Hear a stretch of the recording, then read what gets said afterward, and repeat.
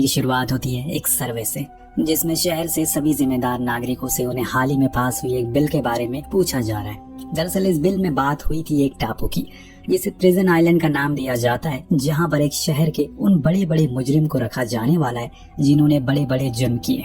और इसी को लेकर शहर के लोगों का कहना है ये बहुत ही अच्छी बिल है। इसके पास होने के बाद यहाँ के लोग सेफ रहेंगे। ऐसा करने पर शहर से गंदगी और नेगेटिविटी भी दूर हो जाएगी। कुछ तो ये तक कह देते हैं कि अगर एक साथ सारे मुजरिम रहेंगे जिनसे उनके बीच में लड़ाइयाँ होंगी, फिर वो एक दूसरे को मार मार कर मार डालेंगे। लेकिन इस कहानी में एक बहुत ही बड़ा ट्विस्ट आने वाला है। उसी प्रिजन आइलैंड पर कैदियों के बीच 3 फीमेल प्रिजनर को भी रखा जाएगा, जो कैसे वहाँ पर सरवाइव करेंगी, खुद को जिंदा रखेंगी, क्या क्या होता है वहाँ उनके साथ में हम देखने वाले हैं। सरकार भी अब इन कैदियों का खर्चा उठाते उठाते थक चुकी है, इसीलिए उन्होंने जल्दी से इस जगह को रहने के लिए बना दिया। फिर धीरे धीरे करके सभी मुजरिमों को वहाँ मरने के लिए छोड़ दिया, क्योंकि वहाँ सरवाइव करना फांसी की सजा के बराबर है। एक से बढ़कर एक मुजरिम पल रहे हैं इस टापू पर। और इस बीच एक न्यूज एजेंसी इसी टापू पर रह रहे कैदियों के ऊपर एक डॉक्यूमेंट्री बना रही है, क्योंकि अभी इस जगह के चर्चे हर जगह पर फैल चुके हैं।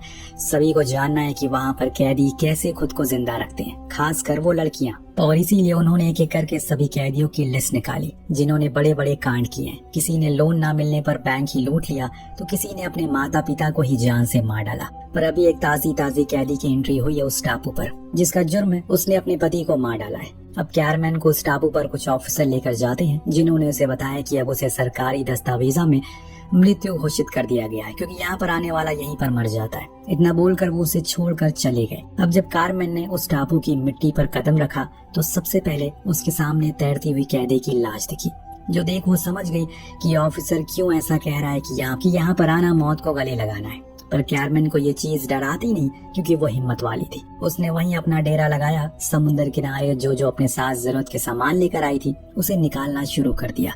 जैसे ही कुछ खाने पीने का सामान, फिर कुछ कपड़े और बहुत कुछ। अब एक रात उसने जैसे तैसे करके काट लिया, लेकिन जब अगली सुबह सोकर उठी तो देखा वहाँ पर ऊपर से कोई उसे देख रहा है। उसे डर लगने लगा, लेकिन अब वो शख्स नीचे आने लगता है। इस आदमी का नाम था डॉक्टर मिलफोर्ड, जो उसे डरा हुआ देखकर समझाता है, अरे डरने की जरूरत नहीं है, मैं कुछ कहूंगा नहीं, बल्कि मेरा काम है नए कैदियों का स्वागत करना। तो जब मैंने तुम्हें देखा तो स्वागत करने चला है। ये सुन कैरमैन ने पूछा कि यहाँ कितने लोग रहते हैं। दूसरी तरफ से जवाब में आया कि पहले जब मैं आया था तो 75 कैदी थे, लेकिन अब कुल मिलाकर 45 है। ये लाइन कैरमैन के अंदर एक डर पैदा कर देती है, इसीलिए उसने फिर दोबारा पूछा बाकी के लोग कहाँ गए। डॉक्टर ने जवाब में कहा, देखो तुम्हारे सामने ही तो है, ये यहाँ हर रोज होता है, कोई नई चीज यहाँ पर नहीं है। वैसे भी हम कातिल तो है ही हैं, यहाँ पर कत्ल ही करते हैं, लेकिन मैंने आज तक किसी को नहीं मारा। विचार के बाद उसने पूछा, यहाँ लड़कियों की कितनी तादाद है? जवाब मिला 3, लेकिन अगर ज्यादा होती तो बेहतर रहता। उसके इन शब्दों से वो समझ गए कि यहाँ पर लड़कियों की क्या दुर्दशा होती होगी। उसके जाने के बाद वो वहीं रुकती है, लेकिन पूरी रात सोचने के बाद उसने ठान लिया वो ऊपर जाएगी कैंप पर, जहाँ सब रहते हैं, क्योंकि यहाँ अकेले तो वो जीवन नहीं काट सकेगी। सुबह होने पर उसने ऊपर की तरफ रुख किया तो देखा वहाँ तो पूरा कैंप बेस लगा हुआ है, जहाँ पर सभी कैदी अपने अपने काम में लगे हैं। लेकिन जब कैमरन वहाँ आई तो सब उसकी ओर देखने लगे। बॉबी, जो कि वहाँ का लीडर था, उसने अपने एक आदमी को भेजकर उसे संभालने को कहा। लेकिन जब कैमरॉन ने उसे अपनी ओर आते देखा तो उसकी तरफ दोस्ती का हाथ बढ़ाया, लेकिन वो तो उसे सबक सिखाने के लिए आया था। बहुत ही गलत तरीके से वो उसे छूने लगता है और कहता है कि यहाँ पर सिर्फ बॉबी बॉस का राज चलता है, जो वो कहेगा, अगर उसके अलावा कुछ और किया तो तुम्हारे साथ क्या होगा वो तुमने कभी नहीं सोचा होगा। ये सुनते ही कैमरन उससे भिड़ जाती है, पर उसे अपने पैरों तले वो दबा देता है और समझाता है आइंदा ऐसी गलती कभी मत करना। कैमरन बेचारी चीखती है, चिल्लाती है मदद के लिए, लेकिन कोई नहीं आता, क्योंकि यहाँ का एक रूल है, सब अपना अपना देखते हैं, किसी को दूसरे से कोई मतलब नहीं है, वो जिंदा है या फिर मर जाए। अब यहाँ से शुरू होने वाला है जिंदगी का सर्वाइवल, तो बस आप देखते जाइए और मजा लीजिए। रात हुई, तीनों लड़कियां जब अंदर आई तो उन्होंने कैमरन को अपने बिस्तर पर सोता देख उसे लात मारकर उठा दिया। कहा कि ये उनकी जगह है, उसे जमीन पर सोना पड़ेगा। कैमरन को थोड़ा बुरा लगता है, वो तो खुद भी एक लड़की, ऐसा करके उन्हें क्या मिल रहा है। तो उसमें से एक ने कहा कि यहाँ पर यही होता है, हम सिर्फ जरूरतें पूरा करने के लिए यहाँ पर आए हैं और तुम्हें भी यही करना पड़ेगा, जब वो बुलाएंगे तो जाना पड़ेगा। ये चीज सालों से चली आ रही है, लेकिन कैमरन को ये मंजूर नहीं था। वो बाहर जाने लगी पर बाहर खड़े कुछ कैदी उसे फिर से अंदर फेंक देते हैं, जिससे अब गुस्से में आ जाती है और तब उसे समझ आता है कि यहाँ ये सब चीजें काफी नॉर्मल है, लेकिन वो खुद के साथ ऐसा नहीं होने देगी। इसीलिए उसने एक लड़की के बाल पकड़ते हुए कहा कि अगर मेरे साथ कुछ हुआ या फिर तुम में से किसी ने कुछ किया तो याद रखना मैंने अपने ही दोस्त को मौत के घाट उतार दिया है, इसीलिए उसने मेरी जैसी ड्रेस पहनी है। याद रखना मेरा नाम है कैमरन। उसकी इस धमकी को सुनकर बाकी लड़कियां समझ जाती हैं कि अब शायद कुछ बदलाव आएगा, इसीलिए उनमें से कोई भी उसे कुछ कहता नहीं। परंतु जब सुबह हुई तो सभी की तरह उसे भी काम करना पड़ा, एक कूलों की बैल की तरह। उसे और दोनों लड़कियों को खेत में जाना पड़ता है। ये तो बहुत ही आसान काम है, इससे भी कई गुना ज्यादा कठिन और खौफनाक काम मिलते हैं यहाँ लोगों को करने के लिए, जो आपको कुछ ही देर में पता लगने वाला है। और अब पूरे दिन खेत जोतने के बाद एक लड़की थक जाती है तो वो हेड ऑफ वर्कर के पास पानी की गुहार लगाती है, लेकिन वो तो उसके मुंह पर कुल्ला कर देता है। ये चीज से वो बर्दाश्त नहीं कर पाती। बिना कुछ बोले तो एक वर्कर उसकी हालत को देखकर उसे अपना पानी देता है, लेकिन ये चीज उस हेड को पसंद नहीं आती, इसीलिए वो बहुत मारता है। तभी वो वर्कर अपनी तरफ से एक चाकू निकाल लेता है और उस पर ही वार करने लगता है, लेकिन सही समय पर बॉबी ने आकर उन दोनों को अलग कर दिया। कहा कि यहाँ ये सब मत करो, अगर तुम लोग ही लड़ोगे तो बाकी के लोग क्या सोचेंगे हमारे बारे में। अब अगले दिन सभी लड़कियों से एक नए स्टोर हाउस बनाने के लिए कहा जाता है, जिसमें उन्हें बड़े बड़े पत्थर और कुछ भारी भरकम चीजों को इधर से उधर ले जाने के लिए कहा जाता है। लेकिन ये आसान नहीं था। इसी में कैमरन के हाथ एक चोट लग जाती है और तब एक लड़की आकर उसकी मदद करने की कोशिश की, पर तभी गार्ड ने उसे दूर कर दिया, क्योंकि यहाँ इंसानियत का बीज वो बोने नहीं देगा, क्योंकि ये सबसे खतरनाक है एकता के लिए। अब पूरे दिन काम करने के बाद जब अपने रूम में वो आराम करने के लिए जाते हैं, तभी एक गार्ड आकर उन्हें नाइट ड्यूटी करने को कहता है, सिर्फ एक को छोड़कर, क्योंकि उसे बॉबी के पास इस तरह की जिंदगी है यहाँ पर इन औरतों की। ऐसा नहीं है मर्दों को काम नहीं करना पड़ता, उन्हें तो बल्कि मौत से हर रोज खेलना पड़ता है। जैसे कि अगले दिन जब सभी काम कर रहे होते हैं तभी एक से लड़ाई हो जाती है, जिसमें सामने वाला मारा जाता है, पर किसी को कोई फर्क नहीं पड़ता, क्योंकि यही काम सालों से चलते हुए आ रहा है। इसके बाद अब उस मरे हुए कैदी को कुछ लोग ले जाकर समुद्र में फेंक देते हैं, जहाँ मछलियाँ उसे खा जाती हैं। अगर देखा जाए तो ना ही मर्द की जिंदगी अच्छी है ना ही औरत की, बस अपनी जिंदगी को ऊपर वाले के भरोसे ये लोग जी रहे हैं। एक दिन जब औरतों को कुछ मर्द कपड़े धोने के लिए जाते हैं तो वहाँ कुछ रेबल्स आ गए, यानी कि वो ग्रुप जिसमें वो लोग हैं जो कभी न कभी भाग गए थे इस टापू से। हालांकि पूरी तरह से तो नहीं भाग सके, लेकिन हाँ बॉबी और उसके लोगों से तो उन्होंने छुटकारा पा ही लिया था। तो आज वो उन सभी गार्ड को मार देते हैं, फिर उन लड़कियों को लेकर भाग गए। लेकिन जब ये चीज बॉबी को पता चली तो वो बहुत ही ज्यादा गुस्से में आ गया। कहा कि जितनी जल्दी हो सके उन लोगों को मेरे पास लेकर आओ, वरना मैं तुम सभी को मार दूंगा। उधर दूसरे कैंप में हम लोग अपनी मर्जी से खुश थे, अपनी अपनी पसंद के इंसान के साथ कोई जबरदस्ती नहीं थी उनके साथ, क्योंकि यहाँ जिसको जो पसंद है वही करता है। पर बेचारे टॉलर ये सब देखकर खुश नहीं था, क्योंकि वो अकेला पड़ चुका है। उसने अगले दिन ली के साथ जबरदस्ती करने की कोशिश की, लेकिन वहाँ के लोगों ने उसे वही बात समझाई कि ऐसा यहाँ ये सब नहीं चलता, इसीलिए अब कभी कोशिश मत करना। लेकिन टॉलर के दिमाग में वही था, इसीलिए उसने फिर से कुछ दिन बाद वही कोशिश की। जब ली को अकेला पाया तो उसके साथ यही हरकत करने लगा, लेकिन इस बार ली ने ठान लिया कि वो बदला लेकर रहेगी और इसलिए उसने उसके साथ खेला।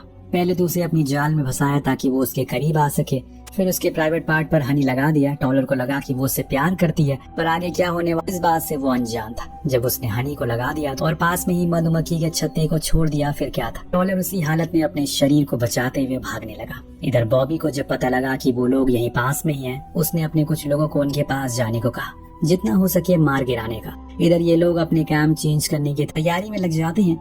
ऐसा ये रोज करते हैं क्योंकि एक जगह पर ठहरना सही नहीं है। लेकिन तभी वहाँ पर अंधाधुंध तीरें चलना शुरू हो जाती है, दोनों तरफ से लाशें गिरने लगती हैं, पर ये लोग मौका देखकर भाग जाते हैं। पर जो मरे थे इनके कैंप में, उनकी मौत का इन्हें बहुत ही ज्यादा अफसोस होता है, क्योंकि वो उनके बहुत करीब थे और कई सालों से यहाँ थे।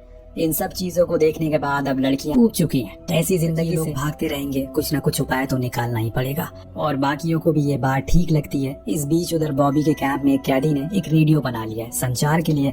अब उसमें से किसी संपर्क हो जाए तो उनके लिए आसान हो जाएगा, लेकिन ये चीज इतनी भी आसान नहीं थी, क्योंकि समुद्र में मिलिट्री का पहरा है और ऐसे में भाग पाना असंभव है। पर देखते हैं कि आगे क्या होता है। टर्मिनेट का पत्थर मिल जाता है जिसे ये लोग ग्रेनेड बना सकते हैं, जिसे उन्हें मदद मिलेगी अपने हक के लिए लड़ने के लिए।